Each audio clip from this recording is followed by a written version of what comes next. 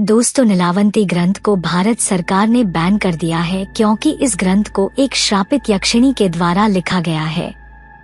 ऐसा माना जाता है कि जिसने भी लालचवश इस किताब को पढ़ने की कोशिश की उसकी मृत्यु हो गई या फिर वह पागल हो गया। जब बहुत सारे मामले आने लगे तो भारत सरकार ने ग्रंथ को पढ़ने पर पूरी तरह से बैन लगा दिया। दोस्तों, यह बहुत समय पहले की बात है। उत्तर प्रदेश के एक छोटे से गांव में एक आदमी था। उसकी एक पत्नी और एक छोटी सी बच्ची थी। जब वह बच्ची 5 वर्ष की हुई तो उसकी मां की मृत्यु हो गई। इस बच्ची का नाम नीलावंती था। नीलावंती की मां की मृत्यु के पश्चात नीलावंती के पिता ने उस गांव को छोड़ दिया और नीलावंती को लेकर दूसरे गांव में चले गए। दोस्तों, नीलावंती के पिताजी को आयुर्वेद का अच्छा खासा ज्ञान था। नीलावंती भी अपने पिता से आयुर्वेद का ज्ञान लेती थी। नीलावंती के अंदर एक खासियत थी कि वह पेड़ पौधों, जानवरों, पशु पक्षियों सबकी भाषा समझती थी। यही नहीं, नीलावंती के स्वप्न में शैतान भी आते थे और नीलावंती को जमीन के नीचे गड़े हुए धन दौलत के बारे में जानकारी देते थे। लेकिन नीलावंती के अंदर उसके पिताजी के अच्छे संस्कार थे, इसीलिए वह सब कुछ जानते हुए भी धन दौलत जमीन के नीचे से खोद कर नहीं निकालती थी। नीलावंती को पेड़ पौधे और शैतान जो भी मंत्र बताते थे वह पीपल के पत्ते से बनी किताब पर लिख लेती थी। जब नीलावंती 20 से 22 वर्ष की हो गई तब जो भूत प्रेत नीलावंती के स्वप्न में आते थे वो हकीकत में सामने आने लगे। कुछ समय बाद नीलावंती को पता चलता है कि वो एक श्रापित यक्षिणी है जो कि एक श्राप की वजह से इस दुनिया से बाहर नहीं निकल पा रही है। उसे अपनी दुनिया में जाना था। यह सब बात वह अपने पिताजी को बताती है। तब उसके पिताजी उससे कहते हैं कि बेटी, यदि तू इस दुनिया की नहीं है और किसी श्राप के कारण तू इस दुनिया में फंसी हुई है तो मैं तुझे नहीं रोकूंगा, आता तू स्वेच्छा से यहाँ से जा सकती है।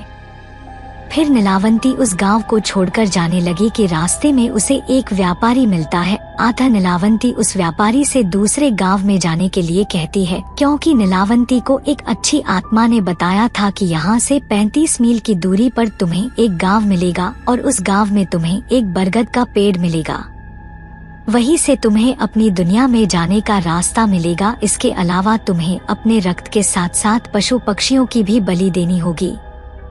इसी को ध्यान में रखते हुए वह नीलावंती उस व्यापारी से उस गांव में चलने के लिए कहती है। वह व्यापारी नीलावंती को देखकर मंत्रमुग्ध हो जाता है और कहता है कि मैं तुम्हें उस गांव में छोड़ दूंगा, लेकिन बदले में तुम्हें मुझसे शादी करनी पड़ेगी। नीलावंती ने व्यापारी के सामने मुस्कुराते हुए कहा कि ठीक है, मुझे मंजूर है, लेकिन मेरी एक शर्त है कि रात के समय मैं तुम्हारे साथ नहीं रहूंगी। मैं कहाँ जाती हूँ, क्या करती हूँ, इसके बारे में तुम मुझसे कुछ नहीं पूछोगे। व्यापारी ने कहा कि ठीक है, मुझे मंजूर है। उसके बाद वह व्यापारी नीलावंती को अपने बैलगाड़ी में बिठाकर उस गांव में ले गया। फिर शर्त के अनुसार नीलावंती ने उस व्यापारी से विवाह कर लिया।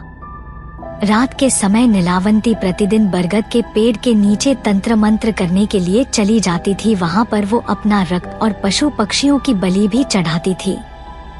एक दिन रात के समय जब नीलावंती तंत्र मंत्र उस बरगद के पेड़ के नीचे कर रही थी, उसी समय उस गांव के कुछ लोग नीलावंती को पशु पक्षियों की बलि देते हुए देख लेते हैं और उस व्यापारी को जाकर सारी घटना की जानकारी देते हैं।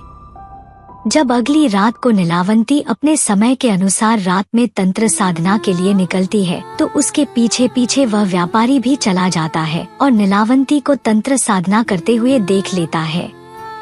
अगले दिन नीलावंती के स्वप्न में शैतान आता है और उससे बताता है कि नीलावंती, कल जब तुम तंत्र साधना के लिए बरगद के पेड़ के नीचे जाओगी, उसी समय बरगद के पेड़ के बगल से जो नदी बहती है उस नदी में तुम्हें एक लाश बहती हुई दिखाई देगी। उस लाश के गले में एक ताबीज होगा, तुम्हें उसे खोल लेना है। गले से ताबीज को निकालने के बाद उसी नदी में तुम्हें एक नाव पर सवार आदमी मिलेगा। तुम्हें इस ताबीज को उस आदमी को दे देना है। वह तुम्हें दूसरी दुनिया के दरवाजे तक पहुंचाने में तुम्हारी मदद करेगा। उस शैतान ने नीलावंती से यह भी कहा कि तुम्हें अपनी दुनिया में वापस लौटने का सिर्फ यही एक ही चांस मिलेगा, दोबारा चांस तुम्हें नहीं मिलेगा। अगले दिन नीलावंती बहुत खुश हुई और रात के समय बरगद के पेड़ के नीचे चली गई। वह तंत्र साधना करके अपनी रक्त की तथा पशु पक्षी की बलि दे ही रही थी कि उसे नदी के किनारे एक लाश बहती हुई दिखाई देती है। नीलावंती उस लाश के पास जाती है और उसके गले में बंधे हुए ताबीज को निकालने की कोशिश करती है। उसी समय वहाँ पर वह व्यापारी भी आ गया जो अपने असली शैतानी रूप में आ गया था। वह ताबीज की पहली गांठ खोल पाई थी, दूसरा खोलने ही वाली थी कि गांव वाले वहां आ गए और नीलावंती को नरभक्षी समझकर कहने लगे कि ये दोनों शैतान है, ये दोनों तो सभी गांव वालों को मार डालेंगे, आता इन दोनों को मार डालो। सभी गांव वालों ने अपने अपने हथियार लेकर दोनों को दौड़ा लिया। नीलावंती तो बच गई, लेकिन गांव वालों ने उस राक्षस को मार गिराया।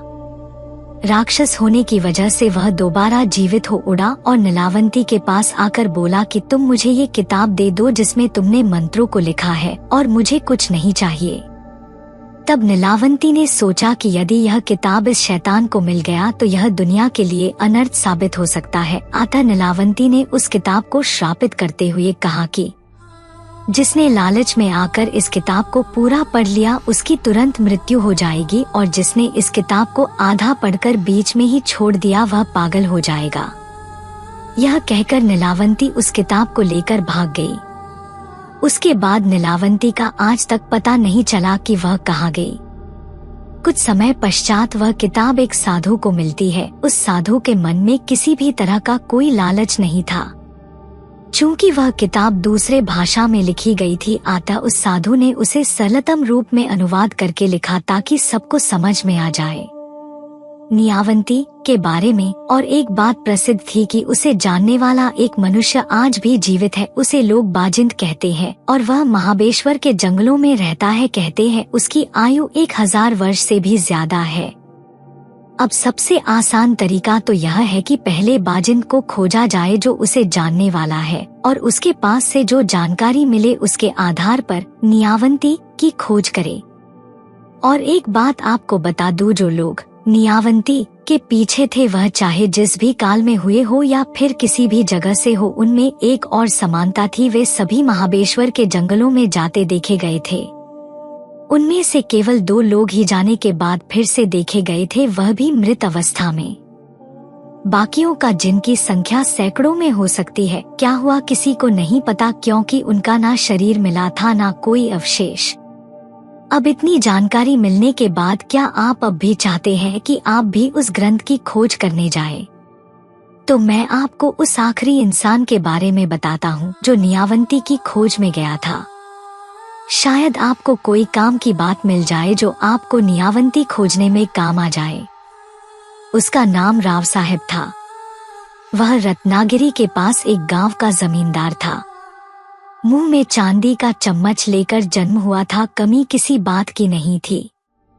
मल थे इसलिए बल भी था। धन और बल दोनों से वह अपने सामने हर किसी को झुकाना पसंद करता था।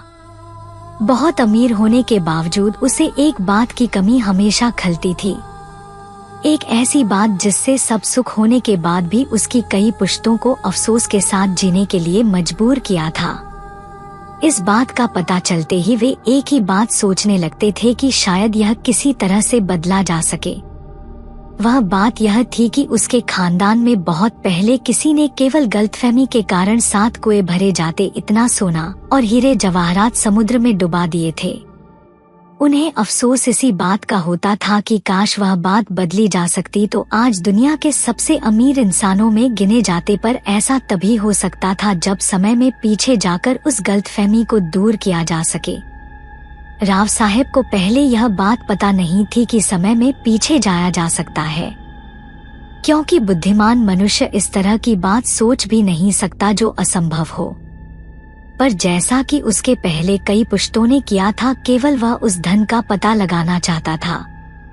उसके लिए उसने भी उन्हीं तरीकों को अपनाया था जिसे उसके पुश्तों ने अपनाया था, जैसे ज्योतिषियों, तांत्रिकों, मांत्रिकों के माध्यम से धन का पता लगाना। लेकिन बहुत कुछ करके भी कुछ हासिल नहीं हो सका था। समय और पैसा दोनों बर्बाद हो रहे थे, लेकिन उस अमर्याद धन के आगे इस धन की कोई कीमत नहीं हो सकती थी। और ऐसे में ही एक दिन रत्नागिरी में एक अद्भुत मांत्रिक आया। लोग कहते थे कि उसने पिशाच वश किया हुआ है, जो उसका हर एक हुक्म मानता था। राव साहेब को उसमें रुचि नहीं होती, यह कैसे हो सकता था। राव साहेब भी रत्नागिरी चला गया और उस मांत्रिक को मिला। पहले ही मुलाकात में मांत्रिक ने राव साहेब पर ऐसी छाप छोड़ी कि उसने मांत्रिक को अपने हवेली पर बुलाया। मांत्रिक आने के लिए कबूल हो गया। 2 दिन बाद ही मांत्रिक राव साहेब की हवेली पर था। उसकी अच्छी मेहमान नवाजी की गई। हर तरह से उसे प्रभावित करने की कोशिश हो रही थी, इसलिए कि राव साहेब ने यह भी सुना था कि मांत्रिक के पास अंजन बनाने की विधि है। प्राचीन काल से ही लोगों में यह बात प्रचलित है कि किसी तरह का रासायनिक काजल, जिसे अंजन कहते हैं, वह आंखों पर लगाने से जमीन के नीचे दबा हुआ खजाना दिख जाता है। वही पाने के लिए राव साहेब इतने यत्न कर रहा था। 1 हफ्ता निकल गया पर मांत्रिक ने कुछ नहीं कहा। वह तो अच्छे भोजन और मुलायम गद्दों का आनंद ले रहा था। राव साहेब के सब्र का बांध टूटने लगा था, लेकिन फिर भी अगर मांत्रिक को बुरा लगा तो कहीं ये मुझे शाप ना दे दे, इसलिए उसने चुप बैठना ही ठीक समझा। राव साहेब का यह धैर्य व्यर्थ नहीं गया।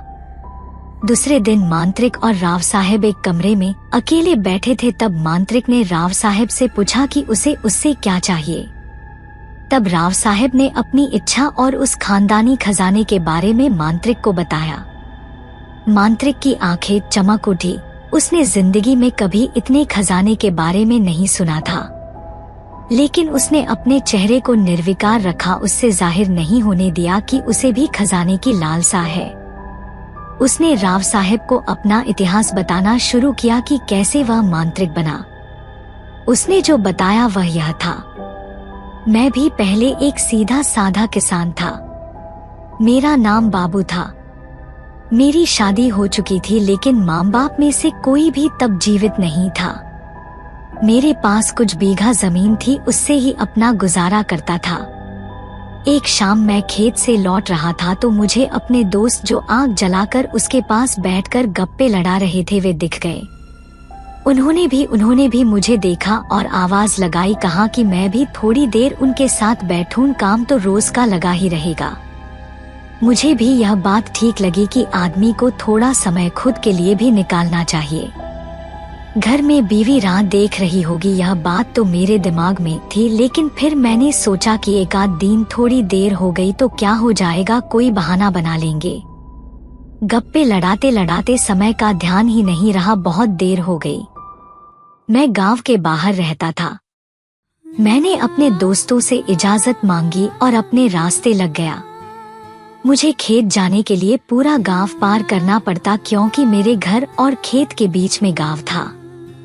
और एक बात थी, मुझे डर बहुत लगता था और मेरे घर जाने के रास्ते में श्मशान भूमि थी। मैं घर इसलिए जल्दी जाता था कि रात को श्मशान के पास से गुजरना ना पड़े, लेकिन उस दिन मुझे बहुत देर हो गई थी। मैंने जैसे तैसे अपने मन को तैयार किया, क्योंकि आगे श्मशान भूमि यानी भूतों का इलाका शुरू होने वाला था। मुझ जैसे डरपोक इंसान के लिए यह बात बहुत गंभीर थी। मैं तेजी से अपने कदम बढ़ाने लगा। मुझे बस अपने घर पहुंचना था। अब श्मशान भूमि शुरू हो गई थी। मैं मन में राम नाम जपने लगा। अचानक से अंधेरा बहुत घना हो गया। मेरा डर अब चरम सीमा तक पहुंच गया। मुझे अब इतना ज्यादा डर लग रहा था कि अब इसी डर की वजह से मेरी मौत ना हो जाए, इस बात की चिंता होने लगी थी। श्मशान के सन्नाटे को उल्लुओं की आवाज भंग कर रही थी, जिससे माहौल और डरावना हो गया। तभी अचानक से किसी के चीखने की आवाज आई। डर की एक तेज लहर मेरे सीने से दौड़ गई। मैं जगह पर ही खड़ा रहा। दूर कहीं कुछ चमक रहा था। लगता था किसी की चिता जल रही थी। अब मेरी हालत इतनी गंभीर हो गई कि मेरे सीने में तेज दर्द होने लगा। मेरी सांस तेजी से चलने लगी और धड़कने सामान्य से दुगनी हो गई। मुझे फिर से वैसी ही चीख सुनाई दी। कम से कम मुझे तो ऐसा ही लगा, लेकिन वह चीख नहीं थी, वह तांत्रिक उसे पुकार रहा था। मैं सोच में पड़ गया कि क्या करना चाहिए। क्या मुझे तांत्रिक के पास जाना चाहिए या अपनी जान बचाकर भागना चाहिए। मैंने निर्णय कर लिया कि वह अपनी जान बचाएगा। मैं भागने लगा। मुझे जल्दी से अपने घर जाना था जहां मैं खुद को महफूज मानता था। थोड़ी ही दूर गया था कि वह तांत्रिक मेरे आगे ही प्रकट हो गया। अब तो मुझे लगा कि मैं पक्का मर जाऊंगा, लेकिन तांत्रिक ने अपना अंगूठा मेरे माथे पर लगाकर उसे शांत किया। मुझे बहुत आश्चर्य लग रहा था कि मेरा डर ना जाने कहाँ गया था। उस तांत्रिक ने मेरा हाथ पकड़कर उस जलती हुई चिता के पास लेकर गया। मैंने देखा वह चिता कम और हवन कुंड ज्यादा लग रहा था। उसके आसपास बहुत सी अजीबोगरीब चीजें रखी हुई थी। उसमें से कुछ तो भयानक भी थी, जैसे कि इंसान की खोपड़ी, खून से भरे प्याले, अलग अलग मिट्टी के बर्तनों में कई पशुओं के अंग भरकर रखे हुए थे। मुझे समझ नहीं आ रहा था कि ये सब चल क्या रहा है। मैंने तांत्रिक को पूछने का सोचा, लेकिन तांत्रिक ने जैसे मेरी इच्छा भांप ली। उसने उंगली मुंह पर रखते हुए इशारे से चुप रहने के लिए कहा। मैं बहुत देर तक बैठा रहा, जब तक कि उस तांत्रिक ने सारी विधियां पूरी नहीं की। अब मध्यरात्रि हो रही थी, रात शायद अमावस की रही होगी। तांत्रिक उसकी विधि पूरी होते ही वहां से उठा और उसने मुझसे कहा कि उसे आगे की विधि करने के लिए किसी स्त्री की बलि देनी होगी जिसको अब तक बच्चा ना हुआ हो। मेरा दिल दहल उठा। उसको लगा कि वह किस मुसीबत में पड़ गया है। मुझे बच्चा नहीं हुआ था और मेरी बीवी घर पर थी। मैं एक साधारण किसान था। मेरी और मेरी पत्नी का ना कभी झगड़ा होता था, ना वह मुझे किसी बात के लिए तंग ही करती थी। उस तांत्रिक के पास ना जाने कौन सी ऐसी शक्ति थी कि मैंने उसे अपनी बाज बीवी के बारे में बताया। बताते समय भी मुझे लग रहा था कि यह ठीक नहीं है, मुझे ऐसा नहीं करना चाहिए, लेकिन मेरी जुबान अब मेरे नहीं किसी और के बस में थी। तांत्रिक ने जैसे ही मुझसे मेरी बीवी के बारे में सुना तो वह खुश हो गया। उसने मेरे हाथ में एक बहुत बड़ा छुरा दिया और कहा कि अपनी बीवी को यहाँ लेके आओ या फिर उसका सिर काट कर लेके आओ।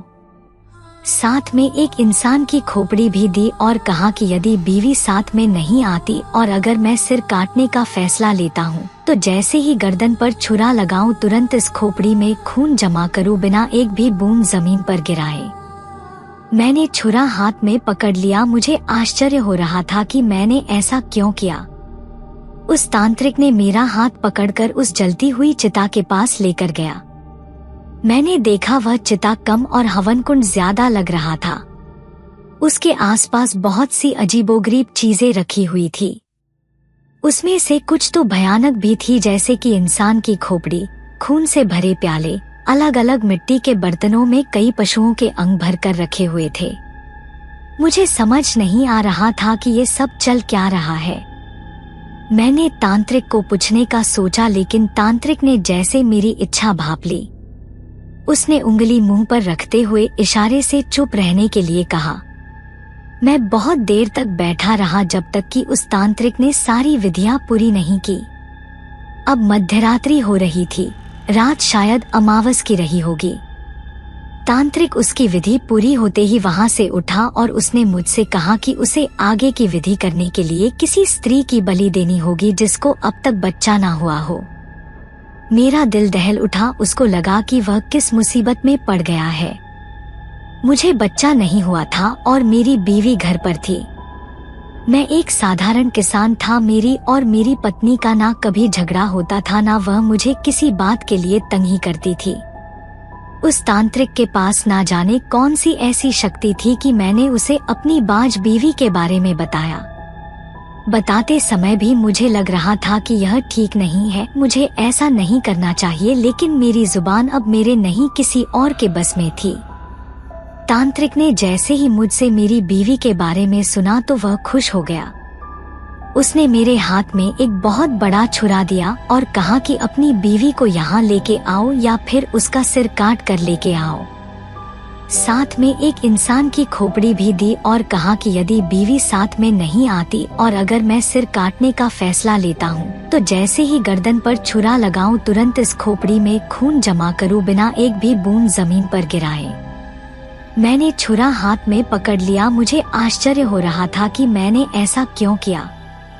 मैं घर की तरफ जाने लगा जहां मेरी बीवी सोच रही होगी कि उसका पति हर रोज दिन ढलने से पहले खेत से लौट आता है, लेकिन आज ऐसा क्या हुआ कि मध्यरात्रि के बाद भी वह नहीं आ पाया। शायद उसने बहुत देर तक मेरी राह देखी थी और वैसे ही दरवाजे के पास सो गई। मेरा घर सुनसान इलाके में नहीं था। मेरे घर के आसपास भी थोड़ी दूरी पर कई घर बनाए हुए थे, लेकिन देहातों में लोग जल्दी सो जाते हैं, तो 2-4 कुत्तों के अलावा कोई दिख नहीं रहा था। हालांकि कुत्ते कोई नया इंसान गुजरने पर भौंकते जरूर थे, लेकिन मुझसे उनकी पहचान थी, इसलिए वह हिले तक नहीं। मैं अपने घर की तरफ बढ़ा। दरवाजा अंदर से बंद नहीं किया था। घर में कुछ था ही नहीं, तो चोरों का कैसा डर, सिर्फ आगे धकेला हुआ था। मैंने सोचा यह अच्छा हुआ, अगर दरवाजा बंद होता तो बीवी जाग जाती, जिससे सारा पासा पलट सकता था। बीच बीच में मुझे हैरानी भी हो रही थी कि मैं इतना निर्दयी कैसे हो सकता हूँ, जो किसी तांत्रिक के कहने पर अपनी बेगुनाह बीवी को बेवजह मार डाले। लेकिन यह मेरा दिमाग सोच रहा था, शरीर की कृति इससे बिल्कुल विपरीत, जैसे कोई और मेरे शरीर को चला रहा हो। मैं दरवाजा धकेल कर अंदर गया तो वहीं पर मेरी बीवी सोती हुई दिख गई। मेरा दिमाग जोर जोर से चिल्लाने को चाहता था। मैं चाहता था कि बीवी को चिल्लाकर उठा दूं और भाग जाने के लिए कहो, लेकिन मैं कुछ नहीं कर पाया। मैंने धीरे से छुरा और खोपड़ी बगल में रख दी। अब मेरे हाथ बहुत सफाई से बीवी का गला घोट रहे थे। मेरी अभागी बीवी को आंखें खोलने तक का मौका नहीं मिला।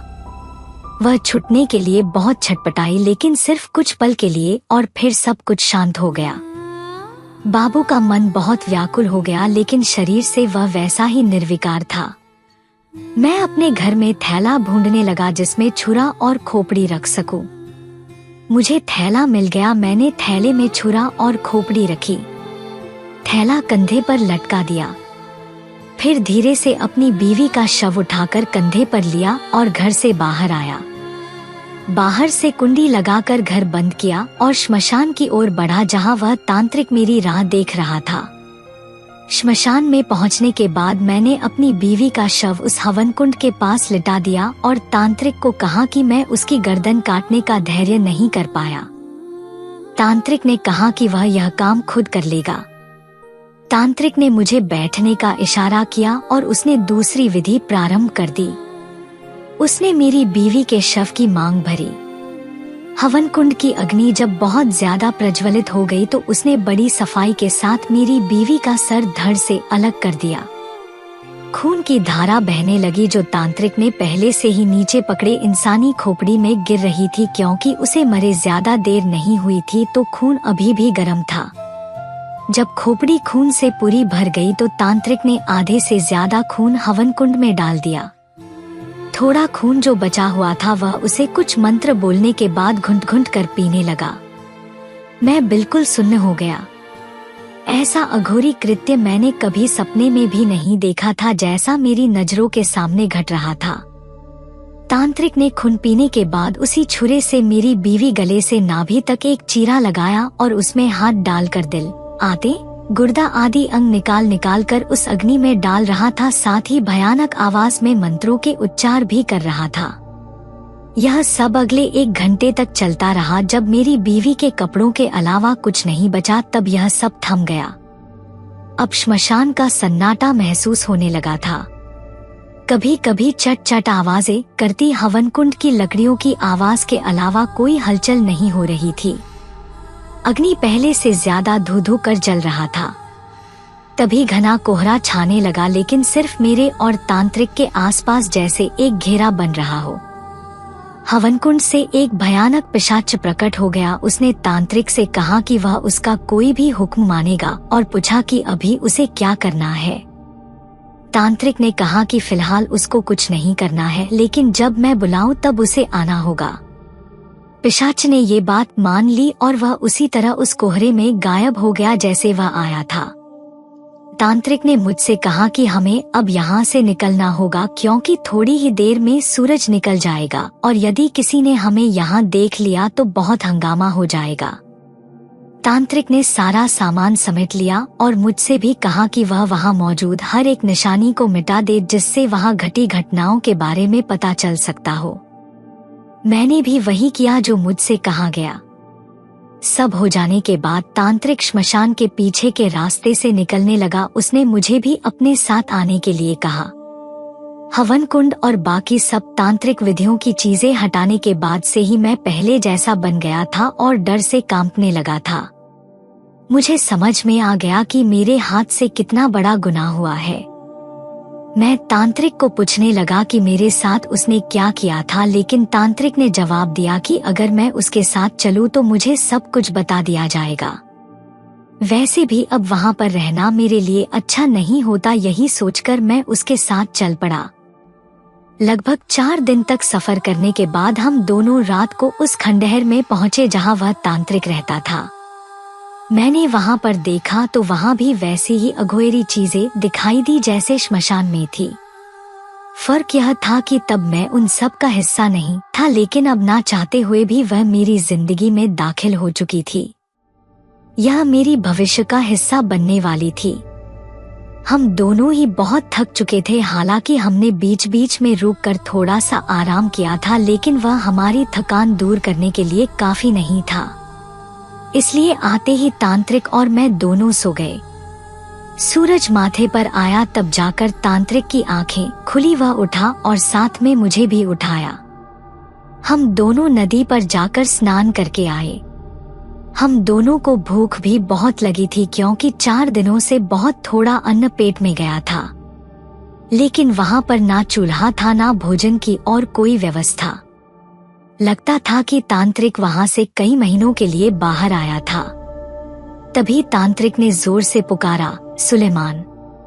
4 दिन पहले अमावस की रात को एक स्त्री की बलि देकर जिस पिशाच को वश किया था, वही पिशाच आगे आकर खड़ा हो गया और पूछने लगा कि उसके लिए क्या आदेश है। तांत्रिक ने उसे सबसे अच्छा खाना और पीने के लिए महंगे से महंगे पेय लाने के लिए कहा। पिशाच ने सिर्फ चुटकी बजाई और जिन चीजों की मांग की गई थी वह चीजें सामने थी। यह देखकर मेरी आंखें खुली की खुली रह गई। मैं समझ गया कि क्यों तांत्रिक ने इसे वश करने के लिए इतनी मुसीबत मोल ली थी। वह कोई भी इच्छा पूर्ण कर सकता था। हम दोनों ने भरपेट खाना खाया और साथ में शरबत, ठंडाई का भी स्वाद लिया। मैंने तांत्रिक को याद दिलाया कि उसने साथ चलने पर सब कुछ बताने का वादा किया था। तब तांत्रिक ने बताना शुरू किया। मेरा जन्म कहाँ हुआ था यह तो मुझे याद नहीं है, लेकिन मुझे एक अघोरी ने पाला था जिसका नाम चंद्राबाबू था। अघोरी वह तांत्रिक जमात होती है जो नरमांस का भक्षण करते हैं। क्योंकि मैं अघोरी के साथ रहता था इसलिए हर कोई मुझसे डरता था। वैसे मेरा कोई नाम नहीं रखा गया था, लेकिन चंद्राबाबू मुझको कन्नम कहकर पुकारता था। बचपन से ही नरबली और पशुबली को देखते देखते मेरी जैसे आत्मा मर गई थी। उस अघोरी के साथ रहने से मैं भी अघोरी ही बन गया था।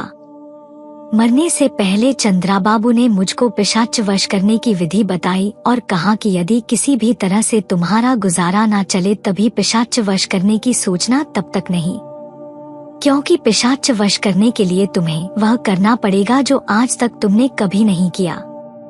किसी गांव की श्मशान भूमि में जाकर पहले बकरे, कुत्ते और मुर्गे की बलि चढ़ानी होगी और फिर किसी बाज स्त्री की उसी के पति के माध्यम से बलि चढ़ानी होगी। यदि तुम इसमें सफल हुए तो पिशाच वश हो जाएगा और तुम्हारी हर एक इच्छा पूरी करेगा। उस पिशाच को हमेशा के लिए अपने हुक्म में रखने के लिए हर अमावस को तुम्हें एक बच्चे की बलि चढ़ानी होगी। तभी वह तुम्हारा हर एक हुक्म मानेगा, नहीं तो तुम्हारी बलि लेकर वह फिर से अदृश्य हो जाएगा। यह कहकर चंद्राबाबू ने घंटे भर बाद आखिरी सांस ली। 20 सालों तक मैं खुद का पेट भरने के लिए भटकता रहा। क्योंकि मैं सिर्फ अघोरी के साथ रहता था, लेकिन मुझे सभी तांत्रिक क्रियाएं नहीं आती थी, तो मेरा गुजारा मुश्किल से ही हो पाता था। तो मैंने अब पिशाच वश करने की सोची और साल भर से मैं किसी की तलाश कर रहा था। हर ऐसे गांव में जाकर जहां बाज औरतें हैं, मैंने यह विधि पूरी करने का प्रयत्न किया, लेकिन सफल नहीं हो सका। फिर मैं तुम्हारे गांव में आया। मैंने एक पूरा सप्ताह तुम पर नजर रखी और फिर यह विधि आयोजित की जिसमें मैं पूरी तरह से कामयाब हो गया। अब मुझे एक सहायक की आवश्यकता है और मेरे लिए यह काम तुम करोगे। मैं तुम्हारी हर एक इच्छा पूरी कर सकता हूँ, यह तुम अच्छी तरह से जानते हो। और जब मेरा अंत समय आ जाएगा तब मैं यह पिशाचा तुम्हें ही सौंप दूंगा। इसके बदले तुम्हें सिर्फ इतना करना होगा कि हर महीने की अमावस को बलि देने के लिए एक बच्चा तुम्हें लाना होगा। कन्नम ने बात पूरी की। मैंने उससे पूछा कि यह काम वह पिशाच से क्यों नहीं करवाता, तो उसने कहा कि यही एक काम है जो पिशाच नहीं कर सकता, हमें पिशाच के लिए करना पड़ेगा। मैं मन में बहुत डर गया था। मैं सोचने लगा कि जब मैंने अपनी बीवी का कत्ल किया था तब मैं होश में नहीं था और मेरा खुद पर काबू भी नहीं था, लेकिन अब मैं पूरे होश में था और ऐसा घिनौना काम फिर से नहीं करना चाहता था। तो मैंने सोचा कि जैसे तैसे इस तांत्रिक से अपना पीछा छुड़ा लूं, फिर देखा जाए कि क्या होगा। अमावस की रात जैसे जैसे करीब आने लगी वैसे वैसे कन्नम मुझे किसी बच्चे को लाने के लिए पीछे पड़ गया।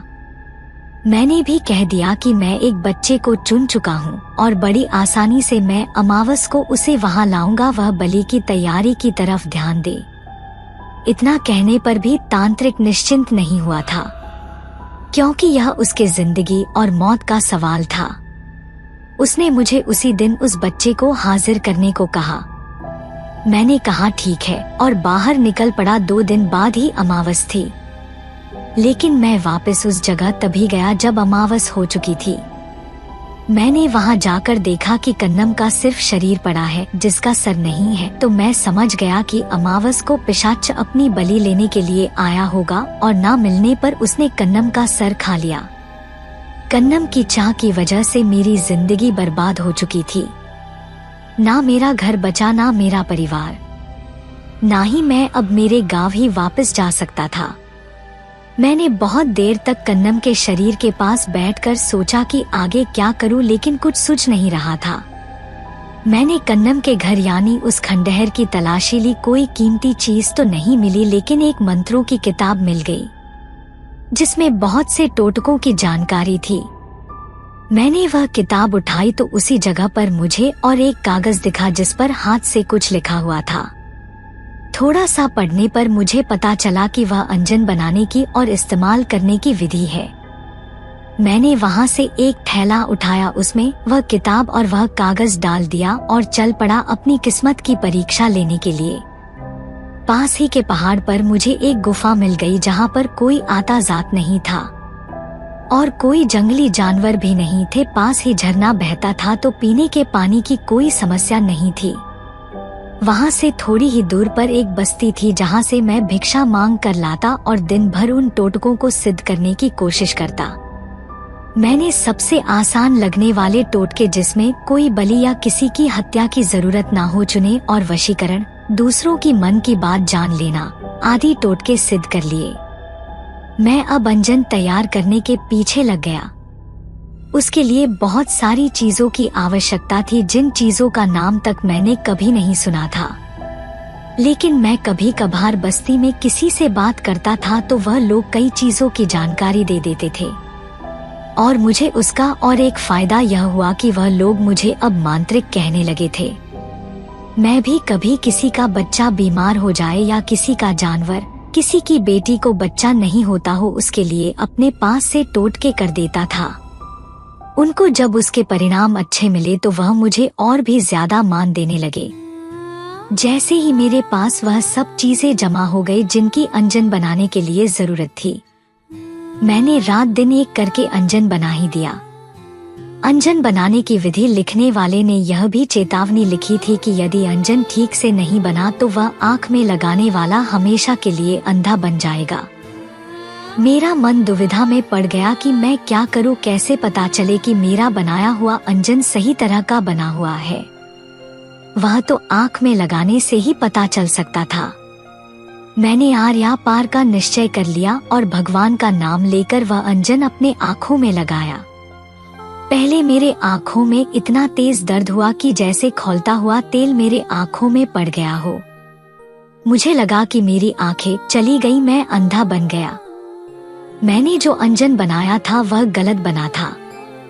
ऐसे कई विचार मेरे मन में आ रहे थे। मैं दर्द से चिल्ला रहा था। गुफा की दीवारों पर अपने सर को पटक रहा था। कुछ देर बाद जब थोड़ा सा दर्द कम हुआ और धुंधला नजर भी आने लगा तो लगा कि मैं पूरी तरह से अंधा नहीं हुआ हूँ। लेकिन मेरी आंखों को कुछ भी नहीं हुआ था और अंजन भी सही सही बना था। यह मुझे तुरंत पता चला। जैसे ही मैंने अपनी आंखों को छुआ वह बिल्कुल बर्फ सी ठंडी महसूस हुई। अब समस्या यह थी कि अंजन का प्रथम प्रयोग कहाँ किया जाए। मैंने 2 दिन का समय जाने दिया। जब मैं मेरे आंखों की ठंडक का आदी हो गया तो मैं तुरंत उस बस्ती में गया जहाँ भिक्षा के लिए जाता था। 2 दिन आंखों के दर्द के कारण ना मैं भिक्षा के लिए गया था ना कुछ खाया था। जोरों से भूख लगी थी। मैं बस्ती में गया तो लोगों ने पूछा कि 2 दिन क्यों नहीं आए। मैंने बताया कि मेरी तबीयत ठीक नहीं थी। एक अधेड़ उम्र के आदमी ने मुझे उसके घर पर भोजन के लिए बुलाया। क्योंकि मुझे बस्ती में बहुत मान था तो मैं मना नहीं कर सका और दूसरा कारण यह भी था कि अब मुझ में इतनी ताकत नहीं थी कि यहाँ से भिक्षा लेकर वह गुफा में जाकर खाऊं। जब मैं उस आदमी के घर पहुंचा जिसका नाम आत्माराम था, उसकी पत्नी ने भोजन परोसा। मैंने उसे भी अपने साथ बैठने के लिए कहा। हम दोनों ने भोजन किया और भोजन के बाद जब हम गप्पे लड़ाने के लिए बैठे तो मैंने अभी तक भूख की वजह से ध्यान नहीं दिया था कि वह आदमी बहुत गरीब था। घर बहुत साधारण था और सामान तो न के बराबर था। मैंने उसे पूछा कि क्या तुम्हारा गुजारा ठीक से नहीं चलता तो उसने बताया कि उसे तब से काम करने के लिए मन नहीं लगता जब से किसी बुजुर्ग ने यह बताया कि उसके दादाजी ने बहुत सारा धन एक घड़े में बंद करके खेत में कहीं गाड़ दिया है। तो तब से वह दिन भर खेत का एक एक हिस्सा खोदता रहता है, इसलिए बाकी चीजों की तरफ ध्यान देने के लिए समय नहीं मिलता। उसकी बीवी ही किसी खेत पर रोजी के लिए जाती थी जिससे जैसे तैसे उनका गुजारा चल जाता था। जैसे ही मैंने खेत में धन की बात सुनी मुझे अंजन की परीक्षा लेने का मौका दिखा। मैंने उसे कहा कि अगर मैं उसे उस धन का सही पता दूं तो क्या मुझे वह उसमें से आधा धन देगा। तो उसने मेरी बात मान ली। उसी रात मैं उसे लेकर उसके खेत में गया। जैसा कि मैंने अंजन के उपयोग के बारे में पढ़ा था उसके लिए हिरन के सिंग चाहिए थे जो मेरे पास पहले से थे। मैं उसमें से खेत को देखने लगा। हिरन का सिंग आंख पर लगाते ही जमीन मानो जैसे कांच की बनी हुई हो ऐसी दिखने लगी। दूर एक आम के वृक्ष के नीचे मुझे कुछ चमकता दिखाई दिया। मैं आत्माराम के साथ उस वृक्ष के पास गया तो मैंने फिर से हिरन का सिंग आंखों पर लगाया और उसके जड़ की तरफ देखने लगा। मेरे आश्चर्य का ठिकाना नहीं रहा जब मैंने स्पष्ट रूप से एक पीतला का घड़ा उसके अंदर के सोने सहित जमीन के अंदर कम से कम 3 हाथ नीचे देखा। मैंने आत्माराम को वहां खोदने के लिए कहा। क्योंकि वह 10-12 सालों से सिर्फ खोदने का ही काम कर रहा था तो उसने कुछ ही देर में 3 हाथ गहरा गड्ढा खोद डाला और घड़ा साफ तौर से दिखाई देने लगा। हम दोनों ने मिलकर वह ऊपर निकाला जो बहुत वजनदार था। उसमें बहुत सारे सोने के सिक्के थे जैसा कि तय हुआ था। उसने ईमानदारी से उसमें से आधे सिक्के मुझे दिए। मैंने उसे एक कपड़े में बांधकर अपनी गुफा की ओर चल पड़ा और वह अपनी घर की ओर। दूसरे दिन पूरी बस्ती में यह बात फैल गई। मेरी गुफा के चारों ओर तो मानो मेला लग गया था। उस दिन से मेरी जिंदगी ही बदल गई। खजाना ढूंढने वाला मांत्रिक इसी नाम से मेरी प्रसिद्धि हो गई। अब मेरे पास ज्यादातर ऐसे ही लोग आते जिनको अपने खेत या घर से गड़ा हुआ धन निकालना हो। पर हर जगह धन होता ही था ऐसा नहीं है। कई जगह सिर्फ अफवाहें होती थी। फिर भी मैंने कई लोगों के घर के खजाने ढूंढने में मदद की और उसमें से आधा हिस्सा कमाया। लेकिन अब तक की मेरी सबसे ज्यादा कमाई सिर्फ 500 सिक्कों की थी। मैंने जब तुम्हारे मुंह से तुम्हारे खानदानी खजाने के बारे सुना तो मुझे लगा कि अगर यह खजाना ढूंढने में मैं तुम्हारी मदद कर सका तो मुझे जिंदगी भर कोई काम करने की जरूरत नहीं है।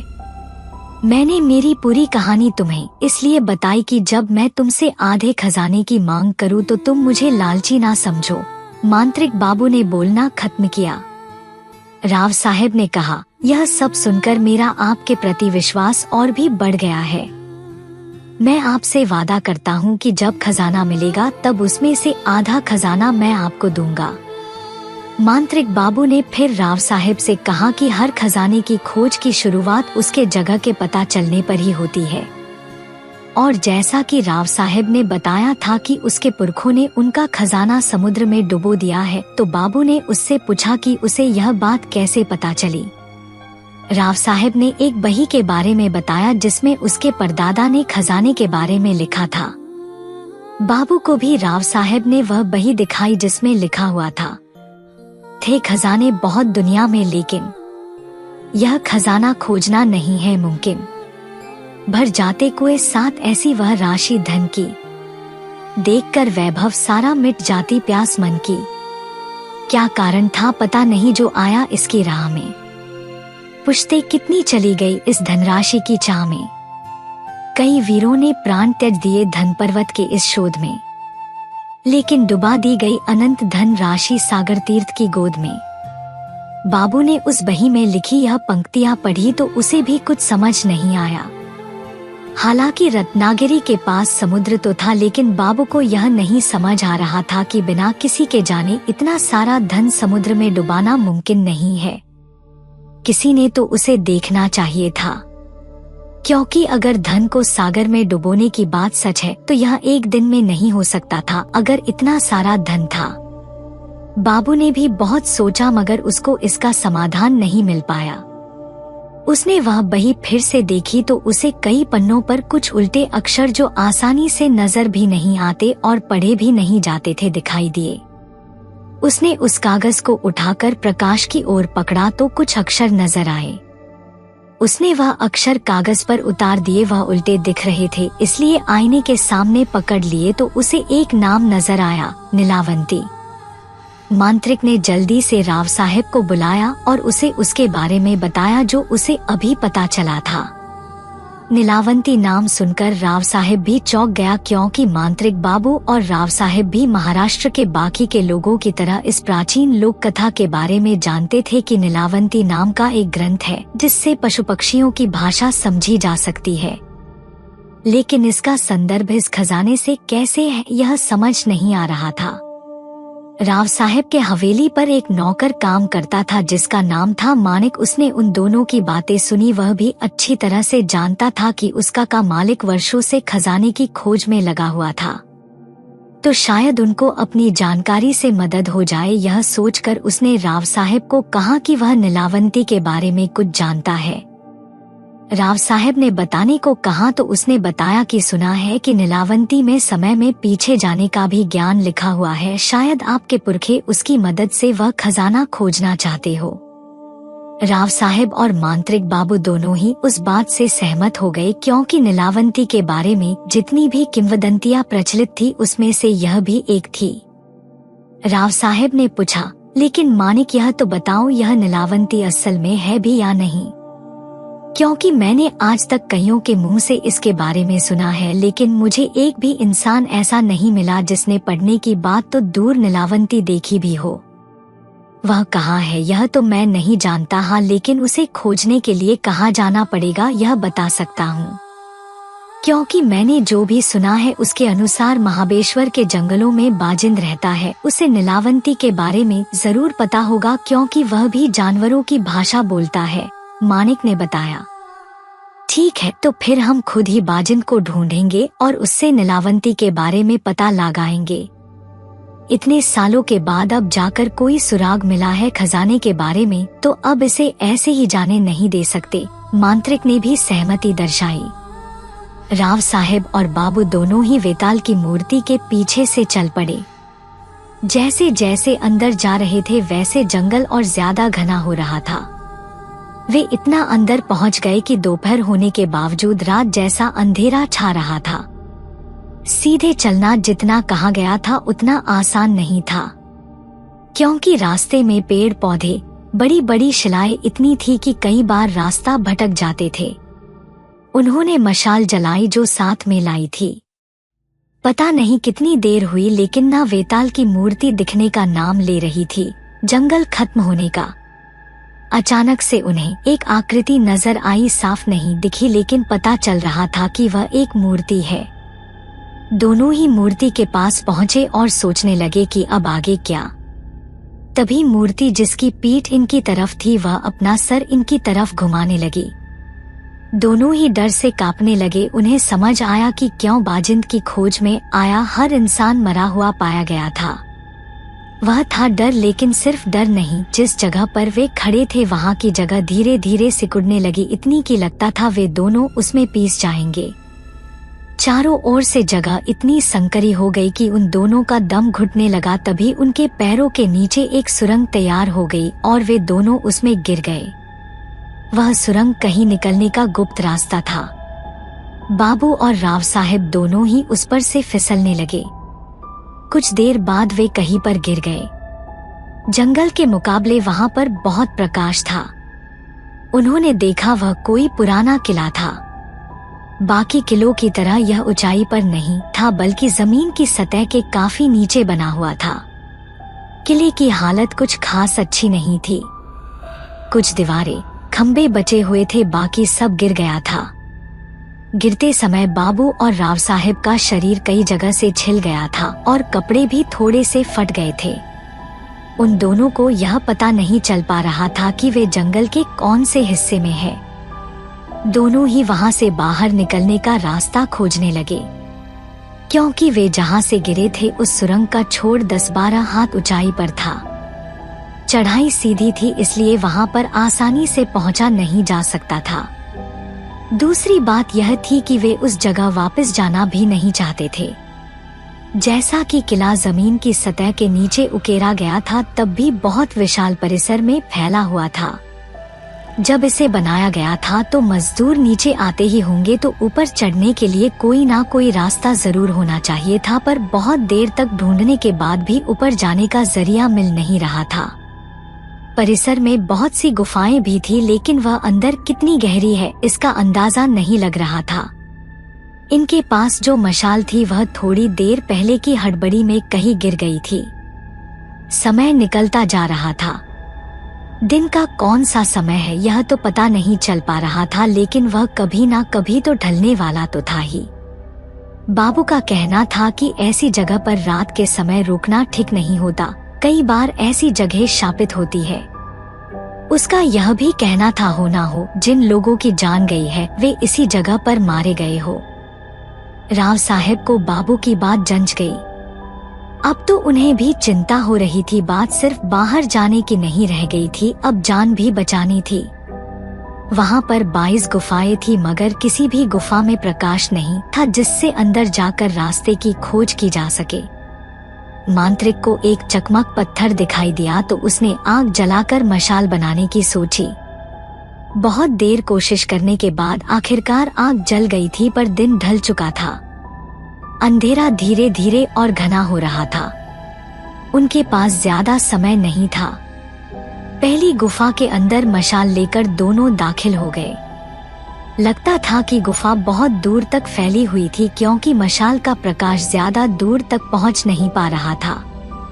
वह जितना भी आगे जाते उतनी गुफा और दिखाई देने लगती थी।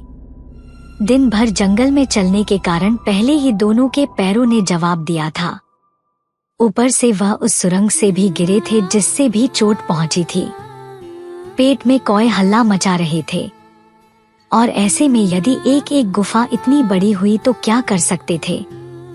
मशाल आधी खत्म हो गई। तभी बाबू ने कहा कि हम और आगे नहीं जा सकते, क्योंकि फिर वापस जाने के लिए प्रकाश नहीं बचेगा। अगर इसी गुफा में फंसे रह गए तो दिन निकलने पर भी प्रकाश नहीं आएगा और दिशा का पता न चलने के कारण गुफा के अंदर ही फंस जाएंगे। तो राव साहब का कहना था कि पता नहीं हमारा यह निर्णय गलत निकल जाए तो हो सकता है कि बाहर जाने का रास्ता इसी गुफा में से निकले। समस्या दोनों ओर से थी और वे दोनों ही दुविधा में पड़ गए। दोनों को एक दूसरे के मत सही लग रहे थे। निर्णय लेने के लिए वक्त नहीं था, नहीं तो मशाल वहीं पर बुझ सकती थी। वे गुफा के बहुत अंदर तक आए थे। बाबू ने कहा कि राव साहब की बात ठीक है, लेकिन हम पहले बाहर जाते हैं और बहुत सारी मशाले बनाते हैं और दूसरी गुफा से फिर से शुरुआत करेंगे। यदि बाकी गुफाओं में रास्ता नहीं मिला तो फिर से पहली गुफा में जाएंगे, इससे हमारे बचने के मौके बढ़ जाएंगे। राव साहब ने बात मान ली। दोनों गुफा से बाहर आ गए। बाबू की बात बिल्कुल सही थी, क्योंकि गुफा के दरवाजे तक पहुंचते ही मशाल बुझ गई थी। रात को क्योंकि तारे नजर आ रहे थे तो बाबू जो रात को खजाने निकालने के लिए जाते समय तारों से ही समय का अंदाजा लगाया करता था, वह समझ गया कि आधी रात बीत चुकी है। अब खतरा पहले से ज्यादा बढ़ चुका था, क्योंकि रात का यही वह समय था जिसमें सभी अनहोनी घटनाएं हुआ करती है। साधनों की कमी की वजह से मशाले बनाने में बहुत समय लग रहा था। वैसी परिस्थिति में भी बाबू ने 5 मशाले बना ली थी, लेकिन उन्हें यकीन नहीं हो रहा था कि इतनी मशालें एक गुफा के लिए भी काफी होंगी। बाबू भी थक गया था। उसका मन तो कह रहा था कि रास्ता खोजना जरूरी है, लेकिन तन साथ नहीं दे रहा था। उसे विश्राम की सख्त जरूरत थी। राव साहब की स्थिति भी इससे अलग नहीं थी। दोनों ने सुबह होने का इंतजार करने का फैसला किया और बाहर ठंड लग रही थी, इसलिए उस गुफा के अंदर सोने चले गए जिसमें वे पहले जा चुके थे। वे ज्यादा अंदर नहीं गए थे। दोनों लेट गए। भूख और थकान के मारे उनका बुरा हाल था। लेटते ही दोनों की आंख लग गई। तभी राव साहब को कहीं से पायल की आवाज सुनाई दी। पहले उसने सोचा कि यह उसका वहम होगा। कभी कभी थकान की वजह से भी दिमाग भ्रम पैदा करने लग जाता है। फिर से वैसी ही आवाज। अब की बार बाबू की भी आंखें खुल गई और वह उठकर बैठ गया। राव साहब को पहले से उठा देखकर बाबू जान गया कि उस अकेले को वह आवाज नहीं सुनाई दी। फिर से पायल की आवाज आई, इस बार ज्यादा तेज। दोनों को डर तो बहुत ज्यादा लग रहा था, लेकिन उसका सामना करने के अलावा उन दोनों के बाद कोई रास्ता भी तो नहीं था। एक दूसरे का हाथ थामे हुए दोनों गुफा से बाहर निकले और देखने लगे कि आवाज कहां से आ रही है। थोड़ी देर बाद फिर से आवाज आई। वह किसी गुफा से आ रही थी, पर कौन सी यह पता नहीं चल रहा था। बाबू ने मशाल जलाई और वे दोनों हर एक गुफा के मुंह पर जाकर सुनते कि आवाज कहां से आ रही है। सभी गुफाओं के मुंह एक दूसरे से सटे हुए थे। वे जैसे ही 13वीं गुफा के पास पहुंचे, आवाज ज्यादा ही तेज हो गई। वे दबे पांव गुफा के अंदर जाने लगे। डर अब हद से ज्यादा बढ़ने लगा था। बाबू का पहले का डरपोक स्वभाव फिर से उभर गया और उसके पांव थर-थर कांपने लगे। वे गुफा के काफी अंदर चले गए थे, लेकिन जितना वे आगे जाते थे आवाज उतनी ही अंदर से आती हुई लगती थी। तभी बहुत दूर कहीं एक टिमटिमाती रोशनी दिखी, बिल्कुल बाबू के हाथ की मशाल जैसी। वे धीरे धीरे उस ओर बढ़ने लगे। वह रोशनी गुफा के अंदर बनी और एक गुफा से आ रही थी। वे उस छोटी गुफा के मुहाने तक पहुंच गए और जैसे ही अंदर का दृश्य देखा तो दंग रह गए। एक किशोरवयीन लड़का जिसके हाथ में एक लाठी थी जिसमें घुंघरू बांधे हुए थे, वह अपनी लाठी जमीन पर मार रहा था। उससे पायल जैसी आवाज निकल रही थी। उसके आसपास जंगल के हर एक जानवर का एक एक प्रतिनिधि उपस्थित था, जैसे उन सब की सभा हो रही हो और वह लड़का उनका नेतृत्व कर रहा हो। वह लड़का प्रत्येक जानवर से बात कर रहा था। बाबू और राव साहब समझ गए कि यह वही है जिसकी तलाश वे कर रहे थे। बाजिंद। गुफा में शेर, भेड़िया, लोमड़ी, लकड़बग्घा, हिरन, मोर, सांप, बिच्छू आदि कई प्रकार के जंगली पशु थे। जंगल में जिनका आपस में बैर होता था, वे जानवर भी एक दूसरे के पास बैठे हुए थे। बाबू और राव साहब हैरान हो गए। वे सोच रहे थे कि अंदर कैसे जाए, कहीं किसी जानवर ने हमला कर दिया तो। वे गुफा के अंदर तो आ गए, लेकिन आगे नहीं बढ़े। तभी उस लड़के की नजर उन पर पड़ी। उसने अपना सिर हिलाकर उनको पास आने के लिए कहा। बाबू और राव साहब दोनों भी उसके पास चले गए। उस लड़के का चेहरा इतना आकर्षक था कि ना बाबू ने ना ही राव साहब ने इतना खूबसूरत इंसान अपनी पूरी जिंदगी में देखा था। उसने सिर्फ एक धोती पहनी हुई थी। उसका बदन बेहद गठीला था, पुष्ट भुजाएं थी, लंबे बाल कंधे पर झूल रहे थे और मुस्कान के तो क्या कहने।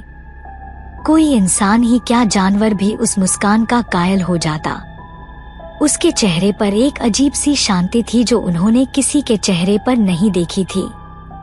संसार के सभी सुविधाओं से दूर सिर्फ इन जानवरों के बीच रहकर भी वह इतना खुश दिखता था जितना खुश संसार का सबसे अमीर इंसान भी ना हो। लड़के ने उनसे पूछा कि वे यहाँ कैसे पहुँचे। यह उसे मालूम है, लेकिन उनके यहाँ आने का हेतु क्या है यह वह जानना चाहता था। उसने कहा कि यदि वे नीलावंती के बारे में जानने आए हैं तो मुश्किल है कि वे यहाँ से जिंदा वापस जाए। उन्हें मारा नहीं जाएगा, लेकिन नीलावंती का रहस्य ही यह था कि उसे एक बैठक में सुनना पड़ता था। लड़के का कहना था कि वह एक बैठक में उसे सुना सकता था, लेकिन सुनने वाले में इतनी क्षमता न होने के कारण वे अपनी जान से हाथ धो देते थे। तब राव साहब ने कहा कि उन्हें नीलावंती के बारे में सिर्फ इतना जानना है कि उनके किसी पुरखे ने लिखी किताब का उससे क्या संबंध है। उनकी जानवरों की भाषा समझने में कोई रुचि नहीं है। और अपने खानदानी खजाने बाबू से मुलाकात और उस गुफा तक पहुंचने की पूरी कहानी बताई। तब लड़के ने कहा, मेरा कोई नाम नहीं है। मैंने यहाँ आने वाले लोगों के मुंह से ही सुना है कि लोग मुझे बाजिंद के नाम से जानते हैं। लोग समझते हैं कि मैं जानवरों की भाषा जानता हूँ। यह नीलावंती की वजह से है, लेकिन मैंने उस ग्रंथ को पढ़कर जानवरों की भाषा नहीं सीखी। खुद रुद्रगणिका नीलावंती ने मुझे यह भाषा सिखाई है। क्या नीलावंती स्त्री थी? यह हमें नहीं पता था। हमने सिर्फ इतना ही सुना है कि नीलावंती नाम का एक ग्रंथ है जिसे पढ़ने से जानवरों की भाषा समझती है। राव साहब ने कहा, लेकिन आप नीलावंती के बारे में क्यों जानना चाहते हैं, जरा बताइए। बाजिंद ने कहा। राव साहब ने अपनी जेब में रखा वह कागज निकाला जिस पर खजाने का उल्लेख किया गया था और जिस पर नीलावंती अक्षर उल्टे लिखे गए थे। वह कविता पढ़ते ही बाजिंद मुस्कुराने लगा। बाबू और राव साहब दोनों उसके चेहरे की तरफ देखने लगे। बाजिंद ने कहा कि इसका उत्तर तो बहुत ही आसान है। बाजिंद ने कहानी शुरू की। क्योंकि यह मेरे जन्म के पहले की बात है और मेरी उम्र अभी 1100 साल है, तो यह घटना बहुत पुरानी है। आप इसे ध्यान से सुनिए, क्योंकि इसी कहानी में आपके खजाने का रहस्य छुपा हुआ है। पहले के लोग बहुत ही अक्लमंद थे। वे जानते थे कि मनुष्य प्रकृति के साथ इतना नहीं एकरूप हो पाता जितना पशु, पक्षी, पेड़, पौधे होते हैं। इससे वे इस सृष्टि में अपना वजूद बनाए रखते हैं। वे प्रकृति के नियमों के बारे में हमसे बहुत ज्यादा जानते हैं। सोचिए, हजारों पक्षी बिना किसी दिशादर्शक के एक जगह से दूसरी जगह जाते हैं। प्रत्येक वर्ष कैसे यह वे कर पाते हैं? प्रकृति की अपनी भाषा है जिससे वह हमसे संवाद करती है। मनुष्यों को भी वह भाषा समझती थी, लेकिन फिर जैसे जैसे मनुष्य यंत्रों का सहाय लेने लगा तो उसे प्रकृति के साथ संवाद करने की आवश्यकता कम लगने लगी। जिन लोगों को अब भी प्रकृति के रहस्य जानने थे उनके लिए उसका एकमात्र जरिया था जानवर, जिनसे बात करके वह उन रहस्यों को उजागर कर सकता था। तो हमेशा से ही वह जानवरों की भाषा सीखने की कोशिश में लगा हुआ था। हालांकि कामयाब कोई विरला ही होता था, वह भी एक हाथ जानवर की भाषा में, परंतु इतना काफी नहीं था। फिर किसी ने जाना कि बच्चे का जन्म हो जाने के बाद यदि उसको पहली बार पिलाया जाने वाला पानी जंगल में रखकर जब सभी पशु, पक्षी, जानवर पी ले तो उसका एक घूंट बच्चे को उन सभी जानवरों की भाषा का ज्ञानी बनाएगा जिन्होंने वह पानी पिया है। जिसने यह बात खोजी थी वह मनुष्य था, नीलावंती का पिता। जब नीलावंती पैदा हुई थी उसके 3 दिन पहले उसके पिता ने जंगल में एक बर्तन में पानी भरकर रखा था। उन 3 दिनों में जंगल के लगभग सभी जानवरों का मुंह उस पानी को लग गया था। नीलावंती पैदा होने के तुरंत बाद उसको वह पानी पिलाया गया। उसका प्रभाव यह हुआ कि वह चिड़िया, चींटी, कौए, कुत्ते आदि बहुत से जानवरों की भाषा समझने लगी। वह जानवरों की भाषा समझती थी तो उनको उन्हीं की भाषा में उत्तर देती थी। लेकिन जब गांव के लोगों ने यह सुना कि छोटी सी लड़की के मुंह से इंसानी भाषा से पहले जानवरों की आवाजें निकल रही है, तो उन्होंने उसके पिता से कहा कि यह लड़की शापित है, इससे गांव पर कोई संकट आ सकता है, तुम इसे जिंदा नहीं रख सकते।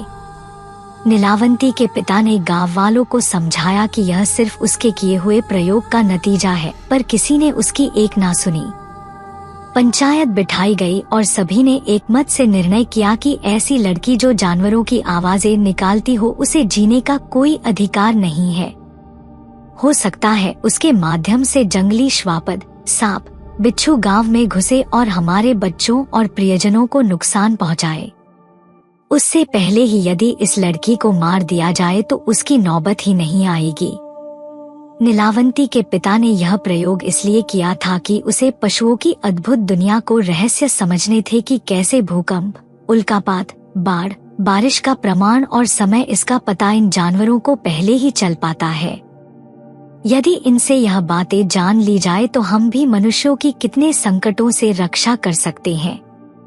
जब पंचायत के निर्णय का पता नीलावंती के माता पिता को चला तो उनके पैरों तले जमीन ही खिसक गई। नीलावंती की मां ने कहा कि हमें कैसे भी करके इस लड़की को बचाना चाहिए। जिन पशुओं की भाषा जानने की वजह से इसकी जान खतरे में पड़ गई है, अब वे ही इसकी रक्षा करेंगे। सिर्फ 12 दिन की नीलावंती को लेकर उसके माता पिता जंगल की ओर भागे और उसे लेकर वहीं रहने लगे। नीलावंती को भी जंगल बहुत पसंद आया और जंगल के श्वापदों को भी नीलावंती भा गई। सभी जानवर जिनकी नीलावंती भाषा बोलती थी वे नीलावंती से बहुत प्यार करते थे। जिनकी भाषा नहीं आती थी उनकी भाषा नीलावंती सहवास से सीख गई। 2 साल की होने तक तो नीलावंती जंगल के किसी भी जीव की भाषा बोल और समझ रही थी और साथ ही अपने माता पिता के साथ मनुष्यों की भाषा में भी बोल रही थी। उसके पिता का जो सपना था वह साकार हो चुका था। उन्हें ऐसे ऐसे रहस्य नीलावंती के माध्यम से पता चल रहे थे जो कभी कानों से भी नहीं सुने थे। नीलावंती को कई बार जानवर या सांप कहीं दबे हुए खजाने के बारे बता देते थे तो नीलावंती के पिता जाकर उस जगह से वह खजाना लाते और उससे कई गरीबों की गुप्त रूप से मदद करते थे। ऐसे ही 16 साल निकल गए। अब नीलावंती एक बहुत ही सुंदर किशोरी में बदल गई थी। एक बार की बात है जब 5 से 6 लुटेरे कहीं से नीलावंती के पिता का पीछा करते हुए उस जंगल में पहुंच गए। नीलावंती और उसके परिवार को जीने के लिए जो भी आवश्यक था वह उस जंगल से मिल जाता था। थोड़ा बहुत खर्चा सिर्फ कपड़ों पर ही होता था तो बहुत सा खजाना उसी गुफा में पड़ा हुआ था। लुटेरों ने जब वह देखा तो उनकी आंखें चौंधिया गई। बहुत सारा खजाना बिना किसी मेहनत के मिल गया, यह उनके लिए बड़ी खुशी की बात थी। नीलावंती के उपस्थित रहते कोई भी उस गुफा की तरफ नहीं आ सकता था क्योंकि जंगल के सभी जानवर उसकी रक्षा करते थे और उनसे उसे कहीं की भी घटना का पता चल जाता था। लुटेरों ने खजाना छीनने के लिए नीलावंती के माता पिता को मार डाला। हालांकि यह घटना एक चील के माध्यम से नीलावंती को तुरंत पता चल गई, मगर उसे आने में थोड़ी देर हो गई। वह पहुंची तब तक लुटेरे जा चुके थे मगर ज्यादा दूर नहीं जा सके। नीलावंती ने जानवरों को संदेश भेजा कि कोई भी जिंदा जंगल से बाहर नहीं निकल पाए। लुटेरे जंगल से नहीं निकल पाए, रास्ते में ही हाथियों के झुंड ने उन्हें कुचल डाला। पर इस घटना ने नीलावंती को बहुत आहत किया। उसके हृदय को बड़ी चोट पहुंची। उसके पिता बहुत ही साधु स्वभाव के इंसान थे, उन्होंने कभी भी किसी का बुरा नहीं चाहा था। अब तक तो जंगल के पशु ही नीलावंती के सब कुछ थे। उन्हीं के लिए जीना और उन्हीं के लिए मरना, यही नीलावंती के जीवन का उद्देश्य हो गया था। लेकिन उसके माता पिता की हत्या के साथ उसको एक और उद्देश्य हो गया, समाज के बुरे लोगों का नाश करना। इसके लिए जरूरी था कि वह खुद भी मौत से बच सके। उसने जानवरों से पूछकर संजीवनी बूटी का पता लगाया जिसके खाने से मनुष्य मौत को टाल सकता था। जब उसने वह बूटी खाई तो वह भी मृत्यु के भय से रहित हो गई। उसने अनेक ऐसे लोगों को मौत के घाट उतार दिया जिनसे समाज को खतरा था, और अपने पिता के जैसे बहुत से लोगों की मदद भी की। उसकी अमरता, जानवरों की भाषा समझने की उसकी अद्भुत शक्ति, इससे उसकी गणना कुभांडों में होने लगी। कुभांड वह लोग हैं जिनमें अद्भुत शक्तियां होती है। उन्हें भगवान शिव के गणों में भी गिना जाता है। एक दिन की बात है, एक तरुण व्यापारी जंगल के रास्ते से कहीं जा रहा था। वह बैलगाड़ी में अपना माल एक गांव से दूसरे गांव जाकर बेचता था। वह पहले कभी भी इस रास्ते से नहीं गया था, इसलिए उसे यह नहीं पता था कि इस जंगल में किसी अपरिचित का आना प्रतिबंधित है, क्योंकि नीलावंती के माता पिता की हत्या के बाद से जंगल के पशु नीलावंती की सुरक्षा की बहुत चिंता करते थे। वे किसी को भी जंगल में घुसने नहीं देते थे, मगर वह व्यापारी तो अंदर आ गया था। भेड़ियों ने उसकी बैलगाड़ी का पीछा शुरू किया। भेड़ियों के झुंड को देखकर बैल डर गए और उन्होंने जोर से दौड़ना शुरू किया। बैलगाड़ी बुरी तरह से खिंचने के कारण पत्थरों पर टकरा के टूट गई। व्यापारी नीचे गिरकर बेहोश हो गया। बैला जंगल के बाहर भाग गए। नीलावंती को उस व्यापारी के बारे में पता चला तो वह उसके पास पहुंच गई। उसने देखा कि एक खूबसूरत नौजवान बेहोश पड़ा है। उसके सर पर गहरी चोट आई है। उसका अगर इलाज नहीं किया गया तो वह मर जाएगा। वह उसे अपने साथ अपनी गुफा में लेकर गई। नीलावंती को जड़ी बूटियों का ज्ञान था तो उसने उसका अच्छी तरह से इलाज किया। 2 दिन बाद जब उस नौजवान को होश आया तो उसने देखा कि एक अतिसुंदर लड़की उसका ख्याल रख रही है। उसने नीलावंती से बात की और अपना नाम अनिल बताया। नीलावंती ने अनिल से कहा कि उसका पूरी तरह से इलाज होने में कुछ और दिन लग सकते हैं।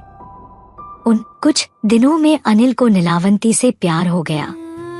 कुछ ही दिनों में अनिल पूरी तरह से ठीक हो गया।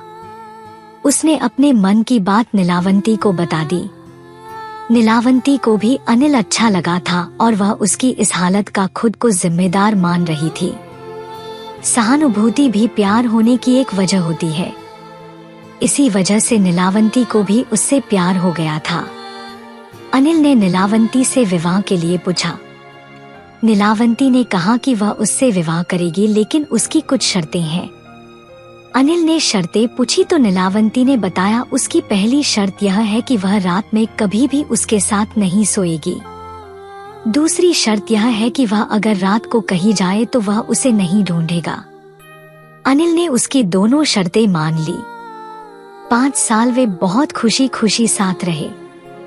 एक दिन दोपहर को नीलावंती और अनिल जंगल में भटक रहे थे, तभी एक नेवला और नेवली कहीं जाते दिख गए। नेवली उदास लग रही थी। नीलावंती ने पूछा कि वह क्यों दुखी है। नेवली ने बताया कि उसका पति अंधा है, इसलिए वह उसको कभी अकेला नहीं छोड़ सकती। नीलावंती के पास अंजन था, जो नीलावंती ने उस नेवले की आंख में लगाया। तुरंत नेवले को सब कुछ दिखाई देने लगा। नेवली ने नीलावंती को 2 दिव्य रत्न दिए, कहा कि यह 2 रत्न बहुत शक्तिशाली है। इसमें से पहला जिसके पास होगा वह किसी के भी मन की बात जान सकता है, और दूसरा पास होने से वह किसी से भी हारेगा नहीं। नीलावंती का पति अनिल दूर से सब देख रहा था। जब उसने नीलावंती से पूछा तो नीलावंती ने भोलेपन से बता दिया, मगर सिर्फ एक मणि के बारे में जिससे कभी हार नहीं होती थी। दूसरे मणि के बारे में उसने कुछ नहीं बताया। इसलिए नहीं कि उसका अनिल के ऊपर विश्वास नहीं था, बल्कि वह उस मणि की परीक्षा लेना चाहती थी। अनिल की इच्छा हुई कि सदा जीत दिलाने वाली वह मणि उसके पास हो। उसने नीलावंती से वह मणि मांग ली। नीलावंती ने कहा कि उसे उनकी क्या जरूरत है, तो अनिल ने कुछ नहीं बताया, लेकिन उसने दूसरे मणि के प्रभाव से उसके मन की बात जान ली कि अनिल उस जंगल के बाहर जाकर उस राज्य पर विजय प्राप्त करना चाहता था जिसमें वह जंगल था। वह मणि उसके पास होने से यह बहुत आसान हो जाता। नीलावंती को उसके विचार जानकर आश्चर्य हुआ, लेकिन उसने अनिल को यह पता नहीं चलने दिया। एक रात जब नीलावंती और अनिल जो शर्तों की वजह से अलग अलग सोते थे, सोए हुए थे तब अनिल को दूर से भेड़िए के चिल्लाने की आवाज आई। वह नीलावंती को बता रहा था कि उसे अब भगवान शिव के गणों में जाके रहना चाहिए। लेकिन शिवगणों में स्थान पाने के लिए जो चीज आवश्यक है वह एक प्रकार का तावीज था, जिसका पता भेड़िया उसे बताना चाहता था। नीलावंती ने भेड़िए का संदेश सुना तो तुरंत वह नदी की तरफ निकल पड़ी। नीलावंती जाने के थोड़ी देर बाद अनिल भी उसके पीछे निकल पड़ा। नीलावंती जान गई कि अनिल उसका पीछा कर रहा है, लेकिन उसने उसे मन नहीं किया। नदी के किनारे पहुंचने पर भेड़िया नीलावंती से मिला और उसने बताया कि अभी थोड़ी देर बाद एक प्रेत नदी में बहता हुआ आएगा। उसकी कमर में वह तावीज बंधा हुआ है, जिसकी मदद से वह भगवान शिव के गणों में शामिल हो सकती थी। नीलावंती नदी के किनारे ही उस प्रेत का इंतजार करती हुई बैठ गई। आधी रात के समय नदी में एक प्रेत बहता हुआ आया। नीलावंती उस प्रेत के पास गई और उसे खींचकर किनारे पर लेकर आई। अनिल पूरी घटना पेड़ के पीछे छुपकर देख रहा था। नीलावंती की पीठ अनिल की तरफ थी तो उसे वह क्या कर रही है यह नहीं दिख रहा था। नीलावंती ने प्रेत के कमर में बंधा तावीज देखा, वह बहुत ही विशेष दिख रहा था और खुद से चमक रहा था। नीलावंती तावीज खोलने लगी, लेकिन वह इतनी मजबूती से बंधा था कि छूटने का नाम नहीं ले रहा था। नीलावंती ने आसपास देखा कि काटने के लिए कोई चीज मिल जाए, लेकिन पत्थर भी नहीं थे, सिर्फ रेत ही थी। नीलावंती दांत से रस्सी काटने के लिए प्रेत के ऊपर झुक गई। अनिल जो पीछे से घटना देख रहा था, उसे लगा कि नीलावंती प्रेत खा रही है। वह बहुत डर गया और भागकर गुफा में जाकर बैठ गया, जिससे नीलावंती को कुछ पता ना चले। अनिल को नहीं पता था कि नीलावंती ने उसे उसके पीछे आते हुए देख लिया था। बड़ी मुश्किल से वह तावीज निकालने के बाद नीलावंती उसे लेकर अपनी गुफा में आ गई। अनिल वहीं पर बैठा हुआ था। उसने पूछा कि वह कहाँ गई थी। नीलावंती ने उसे विवाह के वक्त की शर्त याद दिलाई, लेकिन अनिल ने कहा कि वह सब जानता है कि वह मुर्दा खाने के लिए गई थी और उसे अब ऐसी औरत से कोई संबंध नहीं रखना है, वह उसे छोड़कर जा रहा है। नीलावंती ने उसे रोका नहीं पर समझाने की कोशिश की कि वह मुर्दा नहीं खा रही थी, पर अनिल कुछ सुनने की हालत में नहीं था। वह तुरंत वहां से चला गया। नीलावंती को भगवान शिव के गणों में शामिल होने के लिए आवश्यक तावीज तो मिल गया था, लेकिन उसने सोचा कि वह जाने से पहले आज तक उसने जितना ज्ञान इकट्ठा किया है उसकी विरासत ग्रंथ के रूप में पीछे छोड़ना चाहती थी। उसने शुरुआत से सब कुछ लिखा, चींटी की भाषा कैसे समझे, उसके संकेत क्या होते हैं आदि प्रकार से धीरे धीरे जंगल के सभी जानवरों के बारे में लिखा, उनकी भाषा लिखी। इसमें बहुत समय निकल गया। वह एक बहुत बड़ा ग्रंथ बन गया जिसका कोई नाम नहीं था, ना पढ़ने का कोई क्रम ही था। वह तो बस बहुत सी जानकारी का संकलन था। उसमें आत्माओं से संपर्क बनाने के तरीके भी लिखे थे। अब उसे कोई शिष्य चाहिए था जिसे वह इस ग्रंथ को पढ़ने का तरीका और उसके रहस्य को बता सके, लेकिन इतने महत्वपूर्ण ज्ञान को वह इतनी आसानी से किसी को भी नहीं सौंप सकती थी। वह हर दिन इसी तलाश में होती थी कि कोई ऐसा उसे मिल जाए जिसे यह ज्ञान सीखना तो हो, लेकिन वह इसका गलत इस्तेमाल ना करे। एक दिन जब वह जंगल में रोज की तरह घूम रही थी, तब उसे मैं मिल गया। मुझे किसी कुंवारी माँ ने लोक लज्जा के डर से जंगल में छोड़ दिया था। नीलावंती ने मेरी माँ भी पाल नहीं सकती थी, इतनी अच्छी तरह से पाला। मैं भी बड़े होते होते जानवरों की भाषा और वह सब ज्ञान जो नीलावंती ने उस ग्रंथ में लिखा था सीख गया। हालांकि इसके लिए मुझे ग्रंथ पढ़ने की आवश्यकता नहीं पड़ी। जब मैं 16 साल का हो गया, जैसा मैं अब हूँ, तो नीलावंती, जिसे मैं माँ कहकर ही पुकारता था, मुझे मेरे उससे मिलने की कहानी बताई और कहा कि उसे अब उसकी असली जगह पर जाना होगा। उसने मुझे संजीवनी विद्या दे दी, जिससे मैं दीर्घजीवी हो गया और मेरी आयु भी थम गई। पिछले 1000 सालों से मैं 16 वर्ष की अवस्था का ही हूँ। संजीवनी विद्या देने के बाद नीलावंती ने किसी मंत्र का उच्चारण किया तो उसे लेने के लिए दूसरी शिवगणिकाएं आई। उनके साथ नीलावंती हमेशा के लिए शिवगणों के साथ रहने चली गई। फिर मैं भटकते भटकते इस जंगल में आया और यहीं पर बस गया। तब से मैं यही रहता हूँ और इस जंगल की रक्षा करता हूँ। बाजिंद ने कहानी पूरी की। लेकिन तुमने हमारे प्रश्न का उत्तर नहीं दिया, बाबू ने कहा। हाँ, मैं बताना तो भूल गया कि तुम्हारे किसी पुरखे ने जो कविता लिखी है उसमें जो सागर तीर्थ का नाम है वह समुद्र के लिए नहीं लिखा गया है। असल में सागर तीर्थ उसी जगह का नाम है जहाँ नीलावंती पैदा हुई थी। 1000 सालों में उसका नाम जरूर बदला होगा, लेकिन मैं वह जगह जानता हूँ क्योंकि मेरी माँ ने भी मुझे उसी सागर तीर्थ के जंगल में छोड़ा था, बाजिंद ने बताया। आज वह जगह किस नाम से जानी जाती है? राव साहब ने पूछा। आज वह जगह जानी जाती है रामलिंग के जंगल के नाम से, बाजिंद ने जवाब दिया। मुझे वह जगह पता है। महाराष्ट्र के मराठवाड़ा प्रांत का बहुत ही प्रसिद्ध तीर्थ स्थल है वह, बाबू ने बताया। बाजिंद ने फिर दोनों को अपनी आंखें बंद करने को कहा और पलक झपकते ही उसी वेताल की मूर्ति के पास छोड़ दिया जहां से बाबू और राव साहब ने जंगल में प्रवेश किया था। बाबू और राव साहब ने आंखें खोली तो सामने वही वेताल की मूर्ति थी जिससे आगे जंगल में रास्ता जाता था। उन्होंने अपने पीछे आवाज सुनी तो वही गडरिया वहां पर भेड़ें चरा रहा था और उनसे कह रहा था, मेरी मानो तो यहाँ से वापस चले जाओ। यहाँ से कोई जिंदा वापस नहीं आया है। उनको यकीन नहीं हुआ कि इतना सब घट गया था, लेकिन समय अब भी वही का वही था।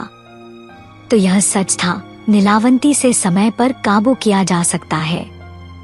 लेकिन नीलावंती कहाँ है यह तो किसी को भी नहीं पता। उसे सिर्फ किस्मत से ढूंढा जा सकता है।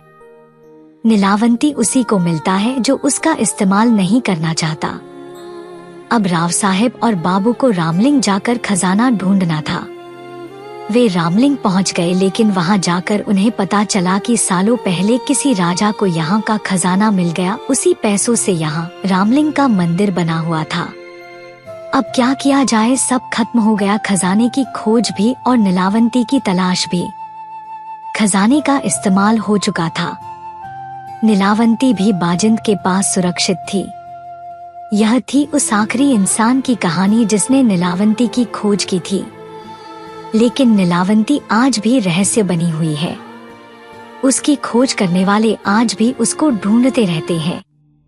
आपको अगर नीलावंती सुननी है तो आपको पता है कि महाबेश्वर के जंगल में वेताल के मूर्ति के पीछे से रास्ता मिल जाएगा। लेकिन क्या आप वहां सच में जाना चाहते हैं? तो दोस्तों, ये थी एक यक्षिणी की कहानी।